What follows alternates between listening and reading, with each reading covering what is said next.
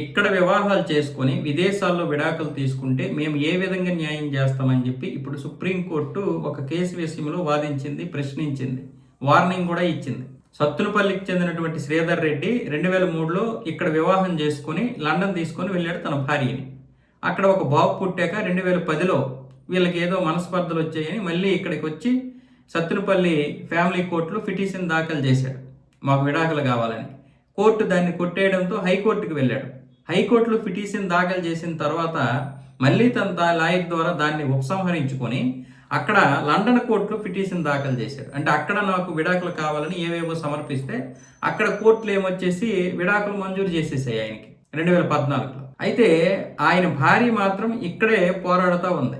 ఇక్కడ పోరాడినటువంటి ఆమెకి మళ్ళీ వాళ్ళు వచ్చి శ్రీధర్ రెడ్డి వచ్చి ఇక్కడ ఆవిడ వేసినటువంటి కేసులన్నీ కొట్టేయాలని చెప్పి పిటిషన్ దాఖలు చేస్తే వాటన్నింటినీ కొట్టకుండా ఈయన వేసినటువంటి పిటిషన్ని కొట్టేసింది. తర్వాత ఆవిడ 2016లో క్రిమినల్ కేసు పెట్టింది. క్రిమినల్ కేసు పెడితే పోలీసులు దాన్ని చూసి షార్ట్ షీట్ కూడా చేశారు 2016లో. దీన్ని కొట్టేయాలని చెప్పి హైకోర్టులో మళ్ళీ ఆ శ్రీధర్ రెడ్డి వాళ్ళ అమ్మగారు పిటిషన్ దాఖలు చేస్తే వీళ్ళు వేసినటువంటి పిటిషన్ని కొట్టేసింది హైకోర్టు. దాంతో వాళ్ళు సుప్రీంకోర్టు దగ్గరికి వెళ్ళారు.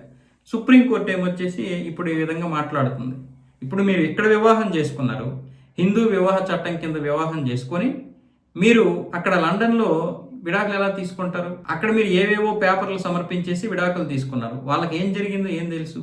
మళ్ళీ ఇక్కడికి వచ్చి ఈ కేసును కొట్టేయాలని చెప్తున్నారు. అసలు ఆ విధంగా మీరు ఏ విధంగా దీన్ని ఇచ్చేస్తారు? కాబట్టి మీరు బహుభార్యత్వం కిందకే వస్తారు. ఇక్కడ విడాకులు అవ్వకుండానే మీరు అక్కడ విడాకులతో వివాహం చేసుకున్నారు, రెండో వివాహం చేసుకున్నారు, కాబట్టి మీరు బహుభార్యత్వం కిందకే వస్తారని చెప్పి ఇప్పుడు సుప్రీంకోర్టు అతనికే గడ్డి పెట్టింది. గడ్డి పెట్టడమే కాకుండా ఈ కేసుని రిజర్వ్ చేసింది. వీలైతే మధ్యవర్తులతో దీన్ని పరిష్కరించుకోండి అంటే ఆవిడ మాత్రం నేను పరిష్కరించుకోను, అదే మధ్యవర్తులతో పరిష్కరించుకోను, నాకు నా భర్త కావాలి, నా బిడ్డకి తండ్రి కావాలి అని ఇప్పుడు ఆవిడ పోరాడుతుంది. అందుకే సుప్రీంకోర్టు దీని గురించి కొంత సమయం ఇచ్చి రిజర్వ్ చేసింది.